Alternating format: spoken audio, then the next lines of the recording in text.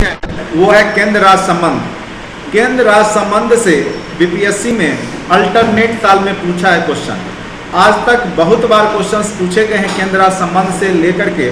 उसमें देखिएगा हमने जो क्वेश्चन का जो सेट है, जो नोट्स है, उसमें मैंने क्वेश्चन भी लिख दिया लास्ट में कि कौन कौन से क्वेश्चंस आज तक पूछे गए हैं। जो क्वेश्चंस पूछा गया है उसमें उसकी प्रकृति को सबसे पहले आपको समझना होगा कि किस तरीक़ा से क्वेश्चंस यहाँ पर पूछे गए हैं, ठीक है। और फिर आपको आंसर कैसा देना है।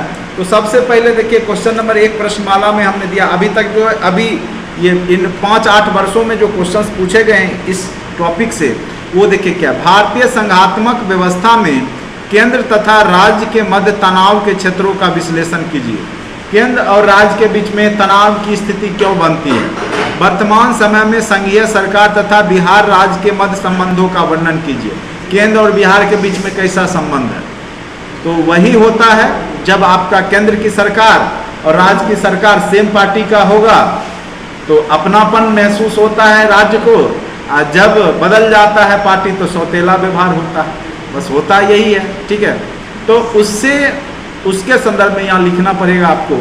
तो यहाँ पे देखिए संघात्मक व्यवस्था में केंद्र और राज्य के मध्य तनाव के क्षेत्र, क्या क्या तनाव के क्षेत्र हैं। जैसे टैक्स को लेकर के, कर को लेकर के है। कई बार क्या होता है कि जहाँ पे जिस पार्टी की सरकार है केंद्र में, अगर उसकी सरकार रही तब तो उसको ज़्यादा दिया जाता है अनुदान, और नहीं है उसकी विरोधी पार्टी का है उसको कम दिया जाता है।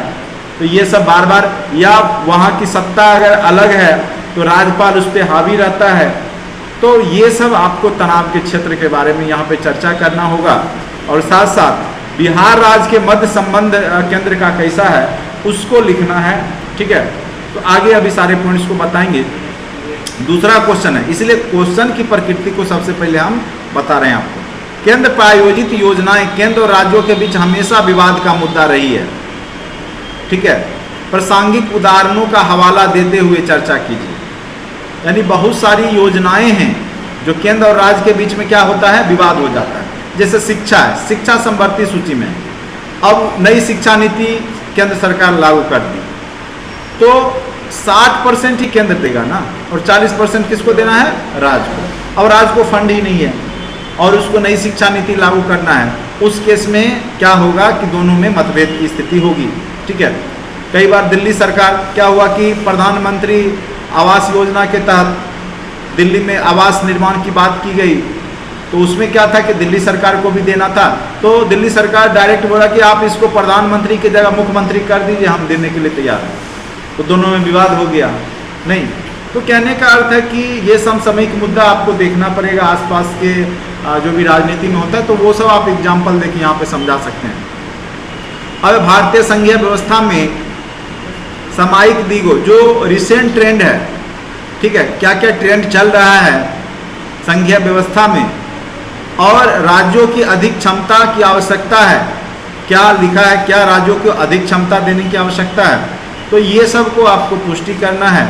उसके बाद है भारतीय संघीय व्यवस्था और केंद्र राज्य के प्रशासनिक संबंध का राष्ट्रीय आतंकवाद रोधी NCTC नेशनल काउंटर टेररिज्म, ठीक है, नेशन काउंटर टेररिज्म सेंटर के विशेष संदर्भ वर्णन कीजिए। तो ये क्वेश्चन 4-5 क्वेश्चन है, 4 क्वेश्चन है यहाँ पे। तो इसका आंसर आपको ऊपर दिए गए जो नोट्स हैं उसी में से निकालना पड़ेगा, ठीक है। सबसे पहले हम आपको पूरा समझा देते हैं, उसके बाद जो 4 क्वेश्चन हैं दिए गए हैं उसका आंसर आप लोग खुद लिखने का प्रयास कीजिए, जिससे कि आपका लगे कि हाँ, और किसी जो भी बेहतरीन व्यक्ति हैं उसको दिखाइए जो इसके बारे में जानकार हैं। चलिए अब आ जाइए केंद्र राज्य संबंध। भारत में दोहरी शासन व्यवस्था है, आपको पता ही होगा भारत में किस प्रकार की शासन व्यवस्था है, दोहरी शासन व्यवस्था है। दोहरी इन द सेंस कि केंद्र का सरकार होता है, राज्य में राज्य सरकार होती है, इसीलिए हम इसको क्या बोलते हैं, दोहरी शासन व्यवस्था कहते हैं। जिसमें शासन कितने स्तरों पर की जाती है, 2 स्तरों पर किया जाता है, एक केंद्र और दूसरा राज्य। केंद्र में एक संघीय सरकार है, यानी सब संघ जो क्षेत्र है प्रांत को मिला करके, और जिसके चारों ओर परिधि में क्या है, राज्य सरकार है। केंद्र में एक संघीय सरकार है। भारतीय संविधान में कहीं भी केंद्र शब्द का प्रयोग नहीं किया गया। कौन सा शब्द का प्रयोग किया गया है, संघ। यूनियन का, संघ का प्रयोग किया गया है। तो बीच में एक संघीय सरकार है और चारों ओर उसके परिधि में कौन सी सरकार है? राज्य सरकार है। सब आपस में मिलकर के ही शासन करता है। ऐसे भारतीय संविधान में कहीं भी केंद्र शब्द का प्रयोग नहीं किया गया है, किंतु भारतीय संघवाद में केंद्राभिमुखता अंतर्निहित है, यानी केंद्र को शक्ति ज्यादा दिया गया है। ठीक है, कहीं भी यह शब्द केंद्र नहीं मिलेगा, लेकिन आपको केंद्राभिमुखता की जो कल्पना है, जो अंतर्निहित है, वो आपके भारतीय संविधान में है, प्रशासन में है। ठीक है, अब आ जाइए भारतीय संविधान में केंद्र और राज्य संबंध से जुड़े प्रावधान कहाँ पे चर्चा किया गया। ये क्वेश्चन आपको प्री में भी यहाँ से क्वेश्चंस पूछे जाते हैं कि केंद्र राज्य संबंध से जुड़े प्रावधान केमे भाग में किए गए हैं। तो भाग 11 और भाग 12, इसमें केंद्र राज्य संबंध, टोटल भागों की संख्या कितनी है? 22, जिसमें 11वां और 12वां भाग किससे जुड़ा हुआ है? आपका केंद्र राज्य संबंध से जुड़ा हुआ है। अब देखिए यहाँ पे अनुच्छेद की चर्चा करेंगे तो अनुच्छेद 245 से 293 तक केंद्र राज्य के बीच में संबंधों की चर्चा है। अनुच्छेद कहां से कहां तक? 245 से 293 तक। अब देखिए केंद्र राज्य संबंध को हम 3 भागों में बांटेंगे। एक विधायिका संबंध, जो कानून बनाने को लेकर के है। दूसरा कार्यपालिका संबंध या कार्यकारी संबंध या प्रशासनिक संबंध, और तीसरा वित्तीय संबंध, जो कि बजट से है, कर से है, टैक्स से है, वित्तीय स्थिति से है। तो देखिए विधायिका संबंधी जो आपका संबंध है वो अनुच्छेद कहां से कहां तक है? 245 से 55। यह क्वेश्चन आपको प्री में भी पूछा जा सकता है। विधायी संबंध जो है कहां से कहां तक है? अनुच्छेद 245 से 55। विधायी मतलब कानून बनाने का अधिकार किसको दिया गया? तो कानून संसद भी बनाता है, राज्य सरकारें भी, विधानसभा में भी बनती है कानून। ठीक है, तो उसमें सब्जेक्ट बांट दिया गया है। जो केंद्र सूची का विषय है उस पर केंद्र बनाएगा, जो राज्य सूची का विषय है उस पर राज्य बनाएगा, और विशेष परिस्थिति में केंद्र बना सकता है राज्य सूची के भी विषय में, आगे चर्चा करेंगे। और जो समवर्ती सूची है उस पर भी कानून बनाने का अधिकार केंद्र को ही दिया गया। ठीक है, राज्य को नहीं है। समवर्ती के विषय में अगर राज्य बनाएगी और उसी विषय पे केंद्र भी बनाएगी तो उस समय केंद्र का उसका महत्व होगा, राज्य का नहीं होगा, समवर्ती सूची के विषय में। आगे ये सबका चर्चा होगा। तो देखिए विधायी संबंध समझ गए, यानी जो केंद्र सरकार की सूची है, आप पढ़ेंगे 7वीं अनुसूची में 3 प्रकार की सूचियां हैं, केंद्र सूची, राज्य सूची और समवर्ती सूची। जैसे केंद्र सूची में टोटल लगभग कितने विषय हैं, आगे चर्चा होगा, लगभग 99 के आसपास रहता है। ठीक है, राज्य सूची में वही आपके 62 के आसपास रहेगा, और समवर्ती सूची में 50-52 के आसपास रहता है, अराउंड घटते बढ़ते रहता है। ठीक है, आगे उसकी चर्चा होगी। एग्जैक्ट आपका जो है कई बार क्या होता है कि यहाँ पर घटते बढ़ते रहता है, इसीलिए समसामयिक करंट का रहता है ये, तो इसको अपडेट करते रहिएगा। केंद्र तथा राज्यों के बीच विधायी संबंध, किसी भी विषय पर कानून बनाने की शक्ति क्या कहलाती है? विधायी शक्ति कहलाती है। किसी भी विषय पे कानून कोई भी बनाता है वो किस प्रकार की शक्ति है? विधायी शक्ति है, जिसका बंटवारा अनुच्छेद 245 से 55 के तहत 255 के तहत किया गया है। 245 से 255 के बीच में केंद्र और राज्य के बीच में विधायी संबंध की चर्चा की गई है। संविधान का अनुच्छेद 245 एक कहता है, संसद भारत के संपूर्ण राज्य क्षेत्र या किसी भी भाग के लिए विधि बना सकेगी। ठीक है, 245 एक क्या कहता है कि संसद जो है वो पूरे भारत के लिए या किसी भी राज्य के लिए भी, किसी भाग के लिए भी बना सकती है, और किसी राज्य का विधानमंडल संपूर्ण राज्य या उसके किसी भाग के लिए विधि बना सकता है। तो राज्य का विधानमंडल भी कानून बनाता है राज्य स्तर पे, और केंद्र भी कानून बनाता है। तो केंद्र पूरे देश में किसी भी भाग के लिए, किसी भी राज्य के लिए कानून बना सकता है, जबकि कोई भी राज्य केवल अपने राज्य या किसी क्षेत्र के लिए बना सकता है। यह क्लियर है 245 एक के अनुसार। अब है थोड़ा सा चर्चा, चूंकि जो विधायी शक्तियों का विभाजन है 246 अनुच्छेद में किया गया है, और 7वीं अनुसूची में यहाँ पे 3 सब्जेक्ट 3 विषयों में बांटा गया है। एक है आपका संघ सूची, दूसरा है राज सूची, तीसरा समवर्ती सूची। ठीक है, तो संघ सूची में लगभग 99 विषय हैं, राज सूची में 61 विषय है और समवर्ती सूची में 52 विषय है। तो कई बार विषय भी पूछ दिए जाते हैं, अभी वर्तमान में कितने हैं, तो संघ सूची में 99, राज सूची में 61 और समवर्ती सूची में 52। कुछ एग्जाम्पल दिए गए हैं संघ सूची के, जैसे विदेश मामले संघ सूची का है, रेलवे संघ सूची का है, वायु सेवा, डाक सेवा, सेना, मुद्रा इत्यादि, ये सब किसके हैं, तो संघ सूची या केंद्र सूची के विषय हैं। दूसरा है राज सूची में स्थानीय शासन, पंचायती राज व्यवस्था, कृषि, एग्रीकल्चर, जेल खाना, जो जेलर वगैरह होता है, जेल खाना, कैदी, पुलिस, शराब, भूमि, ये सब किसके विषय हैं, राज्य सूची के विषय हैं। ठीक है, और तीसरा है आपका समवर्ती सूची में, जैसे वन क्षेत्र हो गए, शिक्षा हो गया, सामानों में कोई मिलावट करता है उसके लिए, मजदूर संघ हो गए, ये सब हो गए आपके समवर्ती सूची। अब देखिए यहाँ पे साइड में एक पॉइंट्स लिख दिया गया है, राष्ट्रीय हित के हेतु 249 के तहत राज्यसभा, ठीक है, भी राज्य सूची के विषय में कानून बना सकता है।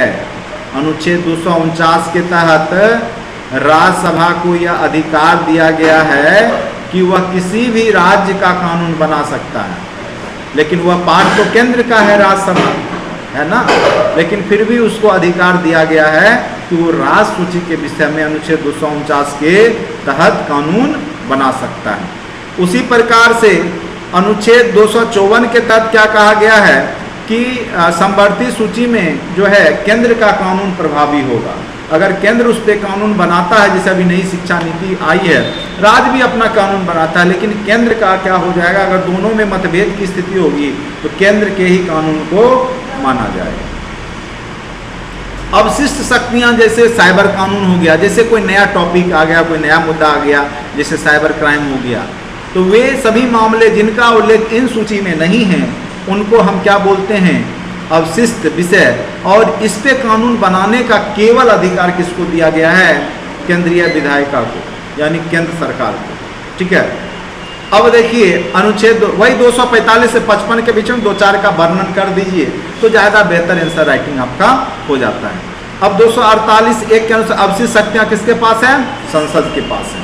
संसद ही जो सब्जेक्ट इसमें 7वीं अनुसूची में नहीं है उस पर कहूँ, जैसे अभी कोरोना आया, कोरोना से रिलेटेड अगर कोई भी उपबंध बनाना होगा या महामारी या बीमारी से रिलेटेड, तो उस समय कौन काम करेगा उस पर, केंद्रीय विधायिका। केंद्रीय विधायिका जो सांसद है उस पर कानून बनाएगा। अनुच्छेद 249 ये तो आपको चर्चा करी थी, राज्यसभा संसद को राष्ट्रीय हित में राज्य सूची के विषय पे कानून बनाने की शक्ति देती है कि राज्य सूची पे भी राज्यसभा के द्वारा कानून बनाया जा सकता है अनुच्छेद 249 के तहत। यानी आप देख रहे हैं कि यहाँ पे एक तरीका से राज्य को शक्ति है, लेकिन उस पर हावी कौन रह रहा है, केंद्र हावी रह रहा है।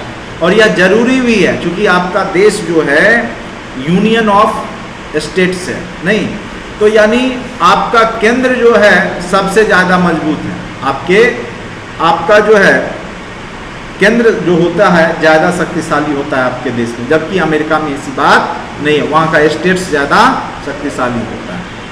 हमारा क्या अविनाशी राज्यों का अविनाशी संघ है। आपका देश क्या है, विनाशी राज्यों का अविनाशी संघ, यानी आपके देश में राज्य का विनाश हो सकता है, राज्य टूट सकता है, समाप्त हो सकता है, लेकिन देश नहीं टूट सकता। लेकिन अमेरिका में क्या उल्टा है, अविनाशी राज्यों का विनाशी संघ है। USA, United state of America टूट सकता है, लेकिन उसका राज्य नहीं टूट सकता। ठीक है, दोनों में अंतर है।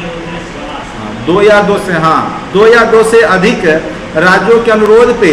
और देखिए अनुच्छेद 252, यह क्वेश्चन इंटरव्यू में हमसे पूछा गया था कि क्या राज्य सूची के विषय पे केंद्र कानून बना सकता है। ठीक है, तो 2 या 2 से अधिक राज्य अगर चाहे और अनुरोध करे तो उस पर सांसद कानून बना सकता है, और जिस राज्य को इच्छा होगा उसको लागू करवा सकता है अपने राज्य में, जिसकी इच्छा नहीं होगी वह प्रतिबंधित नहीं होता है। लेकिन अगर 2 से अधिक राज्य रिक्वेस्ट करता है कि किसी मुद्दे पे कानून बनाने के लिए, तो वहाँ पे संसद उस पर कानून बना सकती है।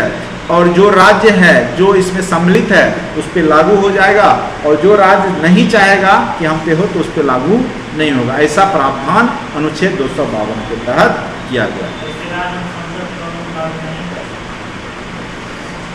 अनुच्छेद 253 भारत सरकार के द्वारा किसी अन्य देश के साथ की गई संधि करार अभिसमय जो कन्वेंशन के लिए किसी राज्य सूची के विषय में विधि पारित कर सकती है।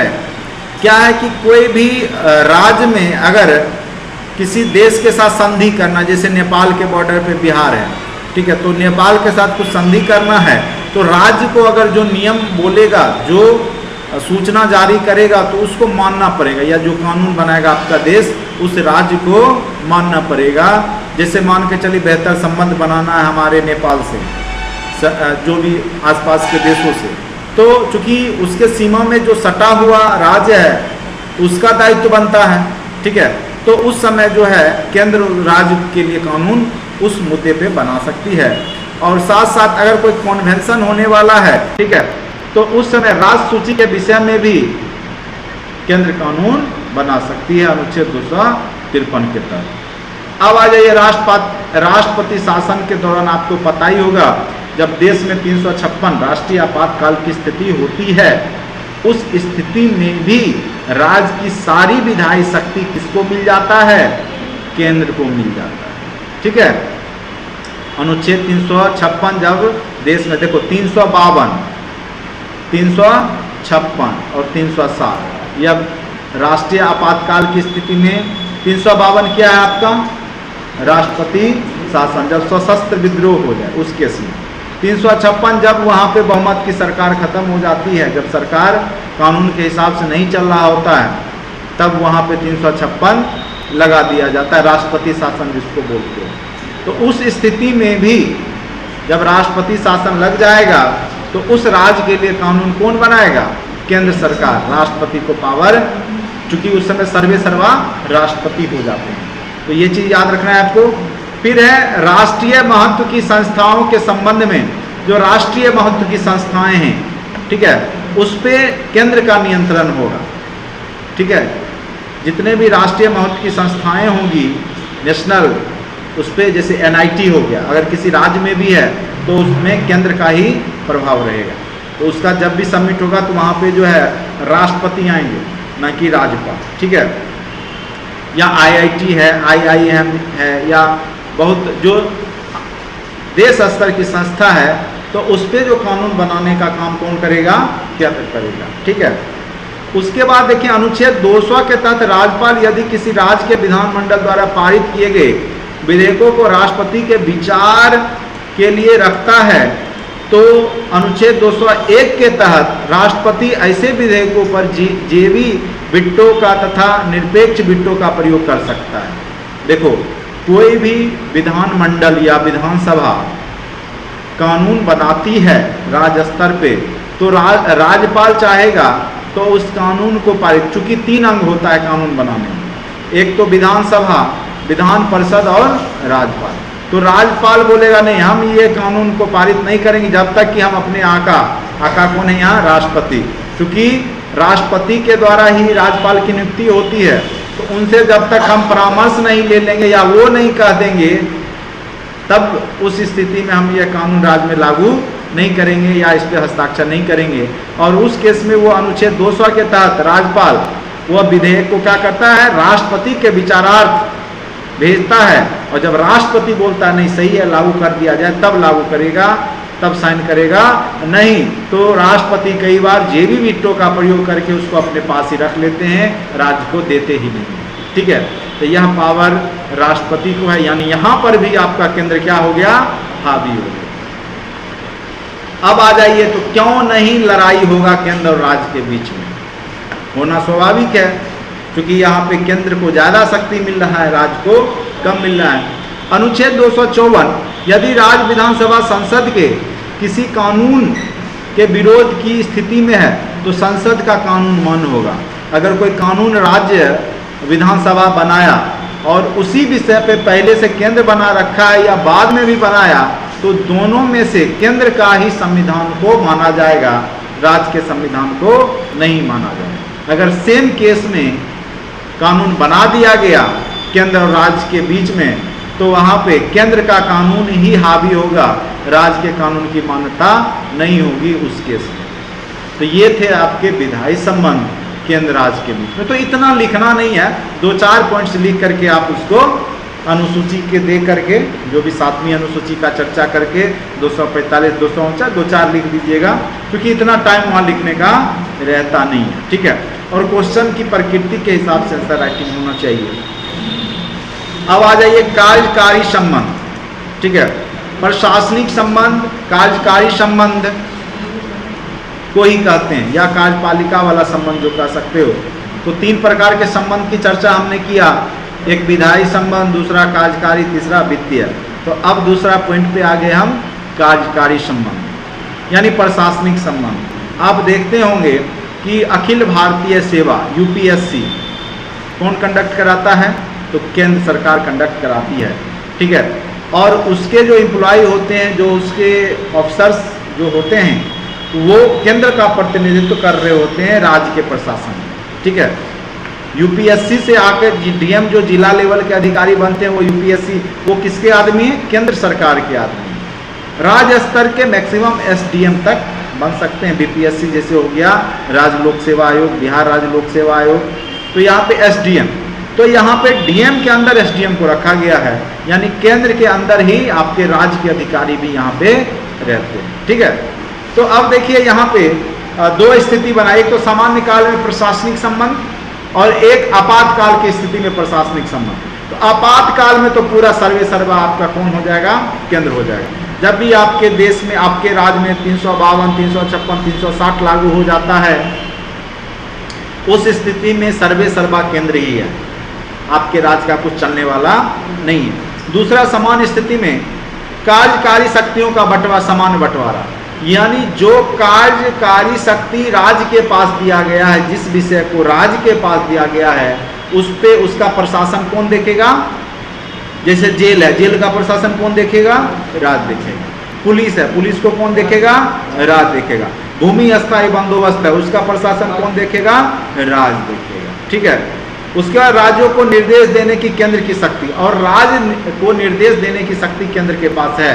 केंद्र राज्य को निर्देश देता है किस प्रकार से आपको कानून लागू करना है, क्या करना है।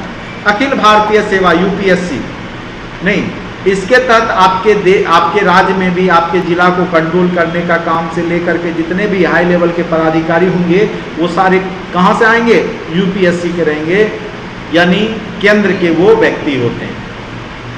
अन्य संवैधानिक प्रावधान, संविधानेतर प्रावधान, संविधानेतर प्रावधान, तो ये आगे चर्चा करेंगे कि अन्य संवैधानिक प्रावधान क्या क्या किया गया है कार्यकारी संबंध में, और संविधानेतर प्रावधान क्या है कार्यकारी संबंध में, इसको अभी आगे समझाएंगे। ठीक है, कार्यकारी शक्ति का बंटवारा वही चीज है जो अभी बताया आपको, जिस विषय पर केंद्र कानून बनाती है उस पर केंद्र का ही प्रशासनिक अधिकार, तथा जिस विषय पर कानून राज्य बनाती है उस पर राज्य सरकार का ही प्रशासनिक अधिकार होता है। तो वही समवर्ती सूची, केंद्र सूची, राज्य सूची के हिसाब से ही प्रशासन भी उस विषय पे उन्हीं लोग का होगा जो उस पर कानून बना रहे हैं। ठीक है, अब आ जाइए 256।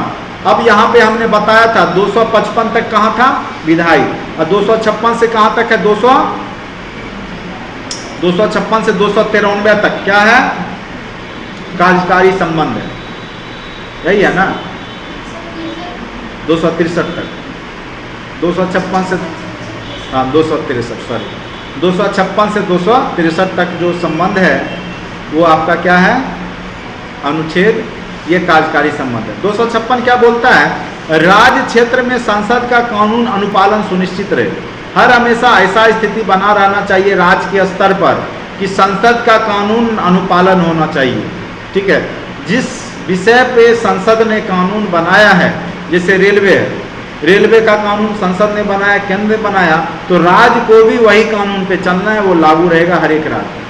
ठीक है, अनुच्छेद 256 के अनुसार यहाँ पे देखिए साइड में लिखा हुआ भी है, प्रशासनिक दृष्टि से केंद्र क्या है? अत्यधिक शक्तिशाली है, और केंद्र का उद्देश्य ही है क्या? राज्यों को नियंत्रित करना।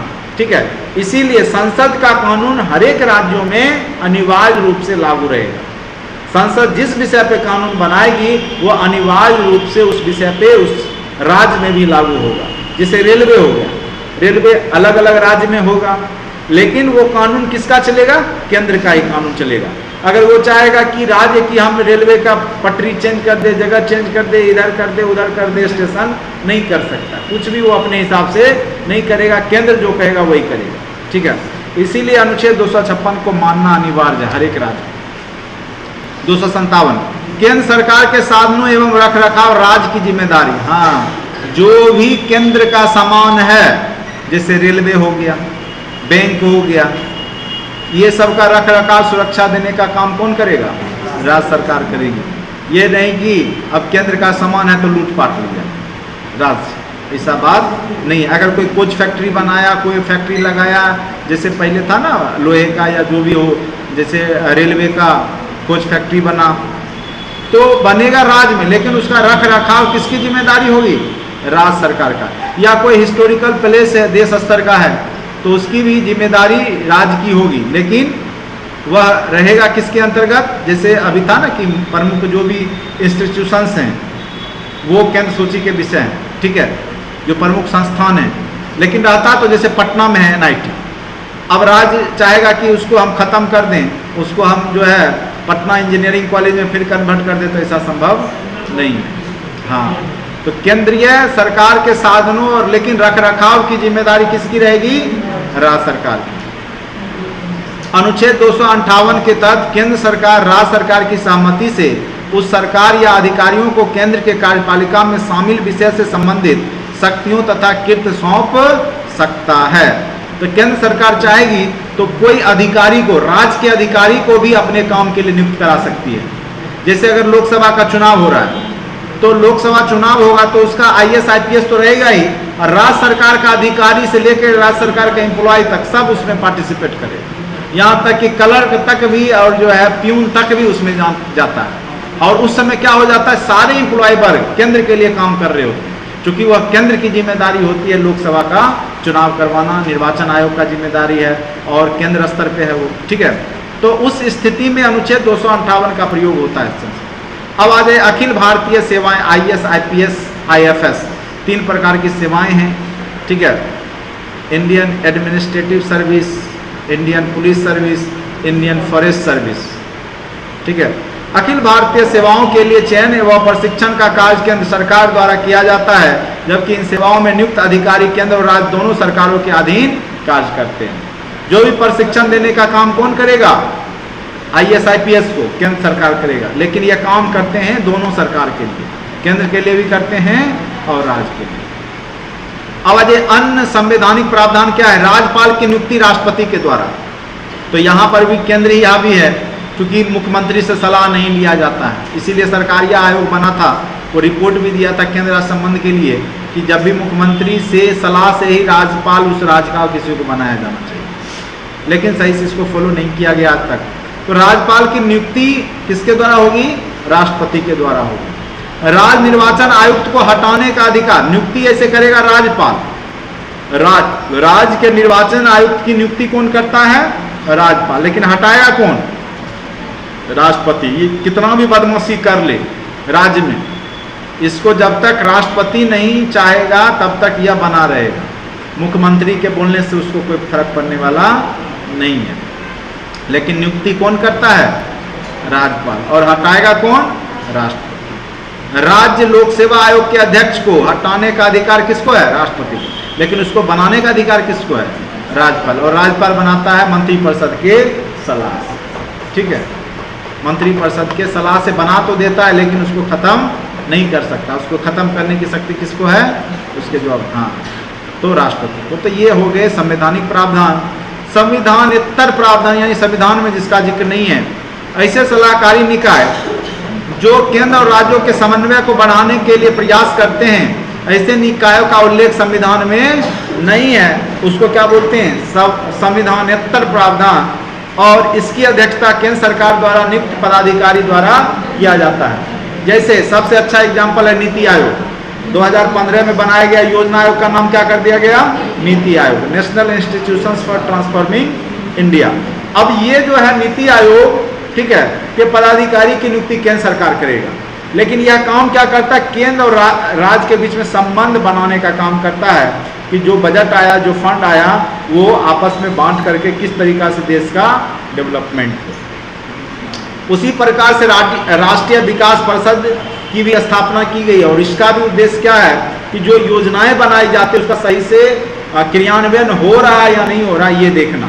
राष्ट्रीय विकास परिषद, नेशनल डेवलपमेंट काउंसिल। राष्ट्रीय एकता परिषद, यह देश में एकता बनाए रखने के लिए जरूरी होता है। ये अनेक राज्यों के बीच में कोई मतभेद है तो उसको दूर करने का प्रयास करता है। विश्वविद्यालय अनुदान आयोग, ठीक है, ये पूरे देश में जितने भी विश्वविद्यालय हैं उसको अनुदान देता है। केंद्रीय स्वास्थ्य परिषद, जैसे अभी कोरोना हुआ था तो उसमें केंद्रीय स्वास्थ्य परिषद एक्टिव था, डेली रिपोर्ट देता था कितना किस राज्य में कितना जो है कोरोना पेशेंट हुए, क्या हुए, नहीं हुए, कैसे बचाव करना है, गाइडलाइंस जारी किया जाता था।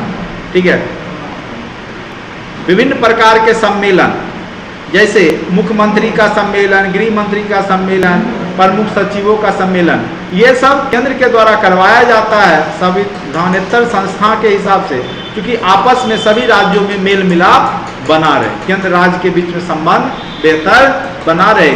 इस प्रकार से केंद्र और राज्य संबंध यहाँ पे अनुच्छेद कहाँ से कहाँ तक, 256 से 263 तक का चर्चा है। ठीक है, देखिए ये आपको इनपुट है, बाकी इतना लिखना नहीं होता है। जब जो क्वेश्चन की प्रकृति होगी उस हिसाब से हम लिखेंगे। अभी सारा रॉ मटेरियल हम जो इम्पोर्टेंट हमको लगा वो सारा हम नोट्स में लिख दिए। कोई भी चीज़, चूँकि प्री में भी अगर आपको डीपली पूछ देगा तब भी आपका छूटने की संभावना नहीं रहेगी। ठीक है, तो मेंस का तैयारी करने का उद्देश्य प्री तो साथ साथ हो ही जाता है और जो डीपली क्वेश्चंस होते हैं वो भी हो जाता है। अब देखिए यहाँ पे देखिए अनुच्छेद वित्तीय संबंध का चर्चा कहाँ किया गया, अनुच्छेद 268 से 293 में किया गया। अगर कोई वित्त आयोग की चर्चा होगी तो कम से कम ऑप्शन में तो जान जाएंगे ना कि 268 से 293 के बीच में ही होगा, तो गेस करना आपके लिए क्या हो जाएगा, आसान हो जाएगा। ठीक है, भारत शासन अधिनियम, सबसे पहले वित्त केंद्र राज्य वित्त संबंध की जो चर्चा की गई वो भारत शासन अधिनियम 1935 में किया गया और एक वित्त का बंटवारा केंद्र और राज्यों के बीच में किया गया था। ठीक है, सबसे पहले कब किया गया था, तो 1935 के भारत शासन अधिनियम में। आगे चल करके देश आज़ादी के बाद एक अनुच्छेद 280 बना और उसके तहत वित्त आयोग का गठन किया गया। अभी केमा वित्त आयोग चल रहा है, 15वां, और उसके अध्यक्ष कौन है, एन के सिंह, नहीं 15वां वित्त आयोग। ठीक है, इसका प्रमुख कार्य केंद्र और राज्यों के मध्य क्या करना है, राजस्व का वितरण करना है। जितना भी राजस्व आता है, टैक्स आता है, कर आता है, राजस्व, उसको आपस में बंटवारा करने का काम कौन करता है, कौन करेगा, वित्त आयोग। कौन करेगा, वित्त आयोग। संघ सूची के विषय पे आरोपित कर, देखिए संघ सूची के विषय पे कर आरोपित करने की शक्ति किसको है, केंद्र सरकार। अब देखोगे उसमें भी रहता है जैसे सर्विस टैक्स है, इनकम टैक्स है। इनकम टैक्स पैसा कहाँ जाता है, कौन लेता है, केंद्र सरकार लेती है। जीएसटी कौन लेती है, केंद्र सरकार लेती है। ठीक है, लेकिन भू राजस्व कर कौन लेगा, राज्य सरकार लेगा। तो इस प्रकार से टैक्स वसूली करने का काम सबका अपना अपना अलग अलग है। बिक्री कर राज्य सरकार का काम है वसूली करने का। ठीक है, लेकिन जीएसटी अब हो गया तो जीएसटी केंद्र के को जाता है। फिर केंद्र की इच्छा होती है जिस राज्य को जैसा नीड है उसके हिसाब से वहाँ पे उस राज्य को फंड दिया जाता है। जितना जिस राज्य से जमा होता है उसके हिसाब से भी उस राशि आवंटित की जाती है। ठीक है, अब देखिए यहाँ है वही राज्य, और इस विषय पे भी केंद्र राज्य के बीच में विवाद होते रहता है। ठीक है, क्या होता है कि जिस पार्टी की सरकार केंद्र में है, जैसे बीजेपी की है, अगर बीजेपी का ही राज्य में है तो उस राज्य को खूब अनुदान देगी, उस राज्य को खूब पैसा दिया जाएगा विकास के लिए। और जहां एंटी पार्टी की सरकार आ गई तो वहां पे देना बंद कर दिया जाता है या कम दिया जाता है, जिस कारण से केंद्र और राज्य के बीच में विवाद बना रहता है। ठीक है, जैसे अभी बंगाल की जो है ममता बनर्जी, वो बार बार आरोप केंद्र पे लगाती रहती हैं कि हमारे साथ सौतेला व्यवहार केंद्र करता है, क्योंकि हम विरोध करते हैं बीजेपी पार्टी का। इसे जो भी हो, तो ये कोई नई पार्टी बीजेपी ही नहीं कर रही है, जब कांग्रेस थी सत्ता में तो वो भी करती थी।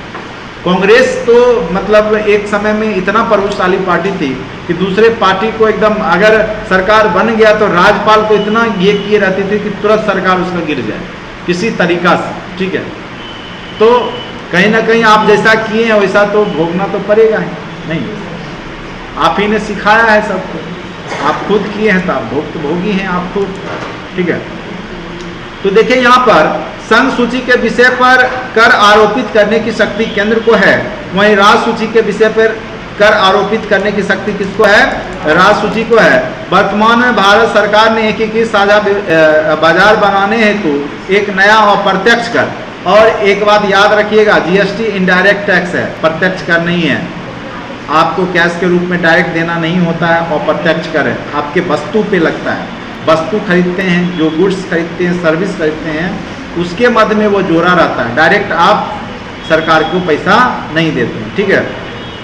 जिसमें विभिन्न प्रकार के केंद्रीय तथा राज्य स्तरीय करों को शामिल कर दिया गया है। अब क्या किया गया, जो पहले अलग अलग कर लिया जाता था राज्यों के द्वारा, सब मिला करके अब जीएसटी बना दिया गया, और जो कर जमा होता है उसमें से कुछ परसेंटेज 60% के आसपास रखो, राज्य को दे दिया जाता है, और 40% पैसा जो है केंद्र सरकार अपने पास, क्योंकि केंद्र की योजना होगी तभी तो पूरा देश विकास करेगा ना। केंद्र अपनी शक्ति बढ़ाने हेतु वह 40% रख लेती है। तो कुछ गरीब राज्य है उसको ज़्यादा अनुदान देना होता है, अनुसूचित जो राज्य हैं उसको ज़्यादा फंड देना होता है। तो केंद्र के पास भी पैसा आएगा तभी तो कैसे आएगा? तो राज्य से ही टैक्स आएगा ना। केंद्र का तो अपना कोई क्षेत्र है नहीं, कुछ केंद्र शासित प्रदेश है तो उसमें तो और खर्चा ही, केंद्र का क्या उसमें ज़्यादा खर्च ही रहता है। अब देखिए यहाँ जैसे टैक्स है, केंद्रीय टैक्स क्या है? केंद्रीय उत्पाद कर, सेवा कर, सर्विस टैक्स, उत्पाद शुल्क, ये सब क्या है? केंद्रीय है। जैसे राज्य वैट, केंद्रीय बिक्री कर, क्रय कर, विलासिता कर, ये सब क्या है? राज्य स्तरीय कर है। तो ये दोनों कर वसूली होता है। अब देखिए यहाँ लिखा हुआ है अनुच्छेद 275 के तहत संसद को अधिकार है कि राज्यों को उसकी आवश्यकता के अनुसार समय पर अनुदान दे। यह पॉइंट जरूर लिखिएगा, ठीक है। अनुच्छेद 275 क्या कहता है कि जो राज्य को नीड है, आवश्यकता है, तो संसद का कर्तव्य बनता है कि उस राज्य को समय समय पर विकास के लिए फंड दें, ठीक है। अनुच्छेद 270 के तहत केंद्र के द्वारा वसूली किया जाने वाला कर राज्यों को बांट दिया जाएगा। जो केंद्र वसूली करता है उस कर को भी राज्यों में क्या किया जाता है? बांट दिया जाता है। जिस राज्य को जिस हिसाब से आवश्यकता है उस हिसाब से उसको फंड विकास के लिए दिया जाता है। राज्यों की कराधान शक्ति पर नियंत्रण, और कुछ अनुच्छेद है जो राज्य को स्वतंत्र रूप से टैक्स वसूली करने का अधिकार देता है। वो विभिन्न विषयों पे अपने खुद से टैक्स लेता है। जैसे अनुच्छेद 276, 86, 87, 287, 288 के तहत ऐसे नियंत्रण लगाए गए हैं जिसमें केंद्र और राज्य के बीच में तनाव नहीं हो। और इसमें क्या किया गया है कि राज्य को अधिकार दे दिया गया है बहुत सारे विषय पे कि आप खुद भी कानून बना सकते हैं, टैक्स वसूली कर सकते हैं, जो आपकी जो नीड है उससे भी आप पूरा कर सकते हैं, ठीक है। तो कुछ अनुच्छेद बना करके केंद्र और राज्य के बीच में तनाव नहीं हो, लड़ाई नहीं हो, उसके लिए ऐसा प्रावधान किया गया है, ठीक है। तो ये था आपके केंद्र राज्य के बीच में जो विधायिका संबंध, कार्यकारी संबंध और वित्तीय संबंध, ठीक है। अब देखिए केंद्र राज्य के संबंध का विकास को हम आज़ादी के बाद से देखेंगे। जब से आपके देश में संविधान लागू हुआ है तब से क्या स्थिति बना है, कब केंद्र हावी रहा है, कब राज्य हावी हुआ है, फिर कब केंद्र हावी हो गया, ठीक है। क्योंकि देखो संबंध यहाँ पे सबसे बड़ी बात है शक्ति की है। अगर जिस पार्टी की बहुमत केंद्र में हो जाएगी वह शक्तिशाली हो जाएगा तो वो राज्य को दबाने का प्रयास करेगा, स्वाभाविक सी बात। जब राज्य हावी हो जाएगा, जब अलग अलग राज्य में अलग अलग सरकार बन जाएगा अलग अलग पार्टी का, तो केंद्र कमजोर हो जाएगा, तो उस समय वो हावी नहीं रहता है। उसकी प्रकृति को आपको समझने के लिए कई भागों में पहले उसको बांटना पड़ेगा। सबसे पहला पार्ट है 1952 से 1967 का दौर, जब किसका वर्चस्व रहेगा?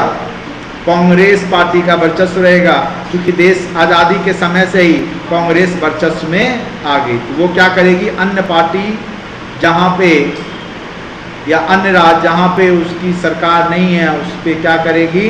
हावी हो जाएगी, उसको दबाव देगी। देखो क्या है यहाँ पे जो प्रकृति केंद्रीयकृत संघवाद यानी केंद्रीयकरण की प्रवृत्ति बहुत ज्यादा देखने को मिलती है। कांग्रेस का वर्चस्व रहता है। जिन राज्यों में गैर कांग्रेसी सरकार थी उसमें राज्यपालों के माध्यम से दबाव बनाया जाता था।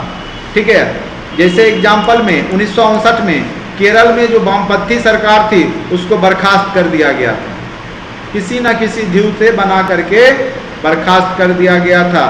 तो ये यहाँ पे कांग्रेस कर रही थी। एक ही राज्य था जहाँ पे कांग्रेस की सरकार नहीं थी, वह था केरल, और अभी एक और राज्य है जहाँ पे कांग्रेस की सरकार है, वो है केरल। केरल उल्टा धारा बहाते रहा। ठीक है, चलिए, केरल में राहुल गांधी जीता था ना केरल से। अब आ जाइए 1900 क्या बीजेपी की तो नहीं है, वहाँ का लोकल पार्टी की लोकल गवर्नमेंट होगी, अभी मुझे याद नहीं होगी। 1967 से अब 71 का दौर, अब क्या होगा, थोड़ा थोड़ा दूसरा पार्टी भी हावी होगा। अब क्या हुआ कि आम चुनाव में कांग्रेस की स्थिति कमजोर हुई। 17 में से 9 राज्यों में गैर कांग्रेसी सरकार की स्थापना हुई, यानी कांग्रेस की यहाँ पे जो होगा टूटना शुरू हो गया। कांग्रेस का जो शक्ति है वो कमजोर होगा। राज्यों का पक्ष मजबूत हुआ, राज्यों की स्वायत्तता का मुद्दा जोर शोर से उठा। विभिन्न समितियों का गठन किया गया कि राज्य को अधिकार दिया जाए। उसी में आपका बना राज मन्नार समिति 1971, प्रशासनिक सुधार आयोग 1969, जिसमें राज्य को स्वायत्तता देने की बात की गई। ठीक है, लेकिन फिर देखिए ज़्यादा दिन ये चलेगा नहीं, मात्र 4 साल के बाद ही फिर क्या हो जाता है, 71 से 77 इंदिरा गांधी फिर जीत जाती है प्रभावशाली वोट के साथ। एकात्मक संघवाद फिर आ जाएगा।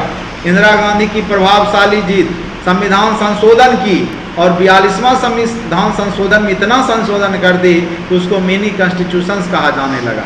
नया संविधान लिखने जैसा बना दी इंदिरा गांधी, क्योंकि अब प्रभुत्व है किसका, कांग्रेस का।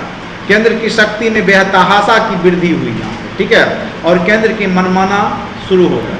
लेकिन कब तक, 1980 के, अब देखिए यहाँ पे क्या हुआ 1977 तक, जब लोग तंग आ गया इसके मनमानेपन से, नहीं तब फिर क्या होगा, जनता पार्टी की सरकार बन गई 1977 में। एक सीमा तक आप कीजिएगा तभी लोग बर्दाश्त करेंगे, नहीं खामखा जो है राष्ट्रपति शासन पूरे देश में लगा दी, नहीं। तो कहीं ना कहीं लोगों को वो क्या किया, वह नीति जो है लोगों को लगा नहीं, केंद्र बहुत ज़्यादा जो है हावी हो गया है, तो लोगों ने इंदिरा गांधी को उसकी औकात दिखा दी। और 1977 के चुनाव में इंदिरा गांधी बुरी तरीक़ा से हार गई, अपना सीट भी हार गई, जहाँ से वो चुनाव लड़ी थी वो सीट भी हार गई। ठीक है, और जनता पार्टी की सरकार आई, लेकिन यह जनता पार्टी की सरकार उतनी स्थिर नहीं रह पाई और 1980 में ही सरकार गिर गई। और फिर राज्यों की स्वायत्तता का विशेष महत्व नहीं दिया और राज्यों के लिए कुछ काम भी नहीं किया। राज्यों को विशेष स्वायत्तता जिस कारण से उसको केंद्र में लाया गया था, लेकिन राज्यों के लिए उसने काम कुछ भी नहीं किया और ज़्यादा दिन तो रही नहीं, 3 साल रही। फिर आगे 1980-89 में इंदिरा गांधी प्रचंड बहुमत। ठीक है, इंदिरा गांधी फिर आ गई प्रचंड बहुमत के साथ, लोकसभा में इंदिरा गांधी की जीत हुई। लेकिन दुर्भाग्य इंदिरा गांधी का पीछा करेगा और 1984 में इंदिरा गांधी की हत्या कर दी जाएगी। ठीक है, उनके ही बॉडीगार्ड के द्वारा इनकी हत्या कर दी गई। और फिर क्या हो गया, लेकिन अभी कांग्रेस रहेगा, क्योंकि इसका पुत्र का क्या नाम है, राजीव गांधी, क्योंकि अब तो इमोशनल वोट भी उसके साथ है, इमोशंस के साथ, क्योंकि देश के प्रधानमंत्री की हत्या की गई है, नहीं। और फिर तुरंत चुनाव हुए और उसका परिणाम ये हुआ कि राजीव गांधी भारी बहुमत से सत्ता में आए और केंद्र का वर्चस्व हावी रहा। क्षेत्रीय दलों एवं राज्य सरकारों की स्थिति कमजोर बनी। ठीक है, अब आ जाइए, ये स्थिति कमोबेश जारी रहा। उसके बाद तो आप देख ही रहे हैं, फिर 10 साल जो है आपका नहीं कांग्रेस की सरकार रही, फिर बीच में बीजेपी की पार्टी आई 2000 के आसपास 5 साल रही, फिर केंद्र में आई कांग्रेस 10 साल रही, फिर अभी 10 साल से कौन सी पार्टी चल रही है? 10 साल हो ही गया, बीजेपी चल रही है, ठीक है। तो ये चलता रहेगा। तो केंद्र राज्य के बीच में संबंध इसी पे आधारित होता है, ठीक है। अब आ जाइए सरकारिया आयोग, आर्य सरकारिया नाम था और 1983 में गठन किया गया था। केंद्र राज्य के संबंध को सुधारने के लिए कौन सा आयोग बनाया गया था? सरकारिया आयोग, ठीक है। और इसने 247 सिफारिश दी। अब कहिएगा 247 सिफारिश लिखने की आवश्यकता नहीं, 2-4 वो लिख दिए हैं हम, उसको देख लीजिए। संविधान में किसी संरचनात्मक परिवर्तन की जरूरत नहीं है, समस्या कुछ उपबंधों के दुरुपयोग को लेकर के है, ठीक है। तो वो दुरुपयोग नहीं हो, उपबंध, बस आपका संबंध बेहतर रहेगा। मजबूत केंद्र की स्थिति राष्ट्रीय एकता और अखंडता के लिए आवश्यक है। सरकारी आयोग क्या बोलता है? अगर केंद्र मजबूत है तो वो बेहतर है किसी भी देश की एकता के लिए। अतः राज्यों की मांग केंद्र की शक्ति में कटौती गलत है। ये सीधे बोला कि जो राज्य सरकार मांग कर रही है केंद्र की शक्ति में कटौती की जाए, ये गलत है, इससे देश की हानि होगी। ये सब उन्होंने किया। एक और आयोग आया, पुंछी आयोग, 2007 में। इनका पूरा नाम था न्यायाधीश मदन मोहन पुंछी और यह 5 सदस्य, और ऊपर वाला सरकारी आयोग था 3 सदस्यीय कमेटी, ठीक है। जिसकी सिफारिश, जैसे राज्यपालों की नियुक्ति केवल केंद्र सरकारों की इच्छा पर नहीं बल्कि मुख्यमंत्री और राज्य सरकार की इच्छा पे होना चाहिए। और इनका कार्यकाल 5 वर्ष का होना चाहिए। राज्यपाल का मिनिमम कार्यकाल कितना होना चाहिए? 5 वर्ष का। राज्यपालों को विश्वविद्यालय के कुलपति या अनवैधानिक पद धारण नहीं करने का प्रावधान किया जाना चाहिए। यानी जो कुलपति राज्य का विश्वविद्यालय का बन जाते हैं राज्यपाल, वो नहीं होना चाहिए। ये सब इसकी सिफारिश है, ठीक है। अनुच्छेद 352 और 356 को लागू करने का विकल्प अंतिम होना चाहिए। ये नहीं कि तुरंत में 352 और 356 लागू कर देना चाहिए। ये अंतिम रूप से जब कोई चारा नहीं चल रहा है तब जाके लागू होना चाहिए, उससे पहले नहीं। अनुच्छेद 355 के अनुसार राज्यों की सुरक्षा करने की जिम्मेदारी किसको है? संघ को है। किसी भी राज्य की सुरक्षा राष्ट्रपति शासन के दौरान कौन करेगा? तो केंद्र करेगा, अनुच्छेद 355 के तहत, ठीक है। अब बहुत सारे अंतर्राज्यीय परिषद बनाए गए जो जिनका कार्य होता है कि 2 राज्यों के बीच में अगर कोई विवाद है तो उसको दूर करने का प्रयास करना, ठीक है। चलिए, अंतर्राज्यीय परिषद का कार्य होता है कि 2 राज्यों के बीच में अगर कोई विवाद है उसका जांच करना और उसको सलाह देना, आपसी समझौता करना, जिससे कि आपस में 2 राज्य लड़े नहीं। अंतर्राज्यीय नदी जल विवाद के लिए भी एक आयोग बनाया जाता है। देखिए यहाँ क्या है, संसद को नदी जल वितरण के विवादों को सुलझाने हेतु एक निकाय गठित करने का शक्ति प्रदान किया गया है, जिस निकाय के माध्यम से अगर 2 राज्य के बीच में नदी जल विवाद है, कई बार क्या होता है जैसे कृष्णा कावेरी नदी का जैसे जल विवाद रहता है, तो नदी का पानी कौन राज्य यूज करेगा ज्यादा, कोई ज्यादा कर लिया कोई कम कर लिया, तो उसमें विवाद हो जाता है, ठीक है। कोई वहां पे डैम बना करके उससे इलेक्ट्रिसिटी तैयार कर लिया, तो वो पानी का जो स्पीड खत्म हो गया था, अगले राज्य में जाएगा तो वो स्पीड रहेगा नहीं, तो वो बना नहीं सकता है। तो कई बार ये सब को लेकर के विवाद हो जाता है, ठीक है। तो उसको अंतर्राज्यीय जल परिषद के द्वारा जो है केंद्र का दायित्व बनता है कि उन 2 राज्यों के बीच में जो संघर्ष हो रहा है उसको विराम करे।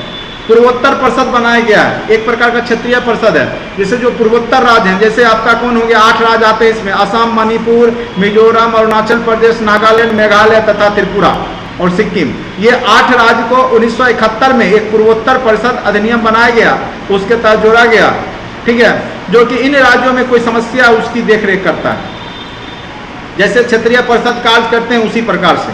यानी इस क्षेत्र के सुरक्षा, चूंकि आतंकवादी वहाँ पे घटनाएं हो सकती है, बांग्लादेश है, उधर चीन है या जो भी है, लोक व्यवस्था, जनता के लिए मामलों की समीक्षा करना, ये सब काम किसका है? तो उस क्षेत्र में जो बनाया गया है कौन सा पूर्वोत्तर परिषद बनाएगा उसका काम है। और एकीकृत क्षेत्रीय योजनाओं का निर्माण, उस क्षेत्र के लिए कौन सी योजना लाभकारी होगी उसको बनाना और उसका क्रियान्वयन में सहयोग करने का काम किसका है? पूर्वोत्तर जो परिषद बनाया जाता है उसका। उसी प्रकार से क्षेत्रीय परिषद भी बनाए जाते हैं अलग अलग क्षेत्र का। पूरे भारत में 5 क्षेत्रीय परिषद का गठन किया गया है, ठीक है। जैसे दक्षिण भारत का अलग होगा, उत्तर भारत का राज्य का अलग होगा, मध्य भारत का अलग होगा। इस तरीका से 5 भागों में बांट करके क्षेत्रीय परिषद बनाए गए हैं, जिसका काम क्या होता है कि उस क्षेत्र के विकास का ठीक करना और आपस में लड़ाई दंगा है या झगड़ा है किसी राज्य के साथ उसको सुलझाना। यह एक गैर संवैधानिक निकाय है किंतु सांविधिक निकाय है।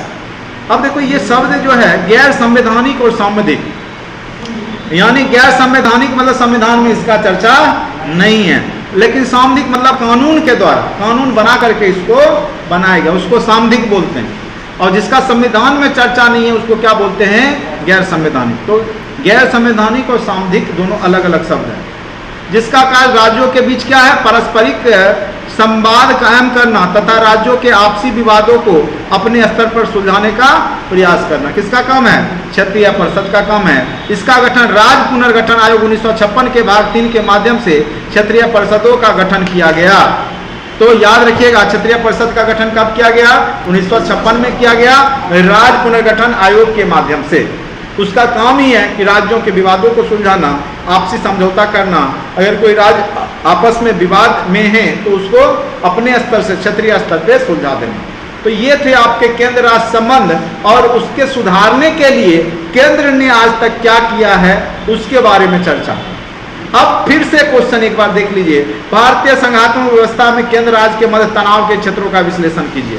क्या तनाव का क्षेत्र हो सकता है, विधायी स्तर पे कानून बनाने को लेकर के, फिर आपका राज्यपाल जो केंद्र का ये होता है, तो राष्ट्रपति के समय में राष्ट्रपति शासन के समय में जब सारी शक्ति केंद्र को चली जाती है तो उस समय केंद्र हावी हो जाता है। और फिर जैसे जीएसटी को लेकर के भी कई राज्य जो है यहाँ पे आंदोलन किए थे, केंद्र से संबंध उनका खराब हुआ था, ठीक है। तो ये सब का जिक्र करना है उसमें अच्छे से। तो ये जो क्वेश्चंस है जो नोट्स में वो आप लिख करके आंसर राइटिंग करेंगे, ठीक है। और नीचे में देखिए बिहार के संदर्भ में भी कुछ लिखा गया है। बिहार के संदर्भ में है कि बिहार का केंद्र राज्य के बीच में क्या क्या है, ठीक है, कैसा संबंध है। तो देखो समय समय पे केंद्र और राज्यों के मध्य इस मुद्दे पे तनाव होते रहे, बिहार भी अछूता नहीं रहा, बिहार भी इसमें शामिल है। बिहार का भी केंद्र के साथ क्या हुआ है, जैसे विशेष राज्य का दर्जा को लेकर कई बार नीतीश कुमार हमारे माननीय मुख्यमंत्री जी केंद्र को नहीं पत्र लिखते हैं कि विशेष राज्य दिया जाए बिहार को, लेकिन केंद्र सुनता नहीं है। नहीं, जब बीजेपी की सरकार थी तब नहीं सुनी, अब तो एंटी हो गया है। फायदा ये होगा कि विशेष राज्य में क्या होता है कि केंद्र का 90% कोई भी फंड होगा, कुछ भी योजना होगा तो 90% केंद्र को देना होता है विशेष राज्य। और जबकि सामान्य स्थिति में 60-40 का रहता है, 60 राज्य देगा, 40 केंद्र देगा। और जब वो हो जाएगा तो 90 केंद्र देगा, 10 ही राज्य को देना होगा, विशेष राज्य को। इसीलिए मांगता है, ठीक है। तनाव के मुद्दे प्रशासनिक भी रहते हैं, वित्तीय भी रहता है और विधायी भी रहता है। कराधान के मुद्दे पर वैट को लेकर के भी हालिया तनाव जग जाहिर है। इसके अलावा विशेष राज्य के दर्जे को लेकर के और 14वें वित्त आयोग को लेकर के भी बिहार और जो है केंद्र के बीच में तनाव रहा है। बिहार आज विशेष दर्जे को लेकर लगातार वकालत कर रहा था, किंतु केंद्र सरकार ने दिए गए पैमाने लेकर आज भी गतिरोध बना हुआ है। यानी जो पैमाना है विशेष राज्य का वो बिहार फुलफिल नहीं कर रहा है, जबकि बिहार उसको कहता है कि सबसे बड़ी आबादी जनसंख्या घनत्व की दृष्टि से और औद्योगिक पिछड़ापन के कारण हमें क्या दिया जाए, विशेष राज्य का दर्जा दिया जाए, क्योंकि सबसे गरीब राज्य में बिहार आता है। राज्यपाल केंद्र का एजेंट माना जाता है, इस पर भी बार बार विवाद होता है। जैसे फरवरी 2005 के बिहार विधानसभा चुनाव में तत्कालीन राज्यपाल बूटा सिंह के द्वारा क्या किया गया, राष्ट्रपति से सिफारिश की गई और वहां पे राष्ट्रपति शासन लागू करा दिया गया था। फिर 2017 में गोवा और मणिपुर के राज्यपालों की भूमिका केंद्र सरकार के एजेंट की तरह हुई। और रिसेंट ट्रेंड में देखो क्या है, राज्य द्वारा अधिक महत्वपूर्ण अधिकारों की मांग, ठीक है। राज्य जो है अब बहुत सारे महत्वपूर्ण अधिकारों की मांग कर रहा है, वित्तीय स्वायत्तता की मांग कर रहा है कि हम अपना टैक्स खुद ही वसूली करें और खुद रखें अपने पास और खुद का विकास करें। अधिक प्रशासनिक अधिकार तथा राज्यपाल की नियुक्ति में राज्यों के विचारों को सुनने की मांग। भारतीय राज्यों के स्वरूप में निरंतर, ठीक है, बदलाव देखने को मिल रहा है। तो ये सारे पॉइंट्स हैं जो क्वेश्चन है वो भी आपने देखा। तो एक क्वेश्चन जो इसमें से क्वेश्चन नंबर 2 है उसको लिखने का प्रयास कीजिएगा आप लोग, ठीक है। क्या है, भारतीय संघीय व्यवस्था में क्वेश्चन नंबर 2, केंद्र प्रायोजित योजनाएं केंद्र और राज्यों के बीच हमेशा विवाद का मुद्दा रही है, प्रासंगिक उदाहरणों का हवाला देते हुए चर्चा कीजिए, ठीक है। इसको आप लोग लिख करके लाएंगे। तो आज के लिए इतना ही, चूंकि लंबा सेशन था, केंद्र राज्य संबंध बहुत बड़ा टॉपिक है और इसको सबसे पहले आप समझिए, इसको नोट्स बनाइए, उसके बाद क्वेश्चन आंसर राइटिंग कीजिए तो आपका बेहतर जाएगा। ठीक है, तो आज के लिए इतना ही। Thank you so much watching for this video.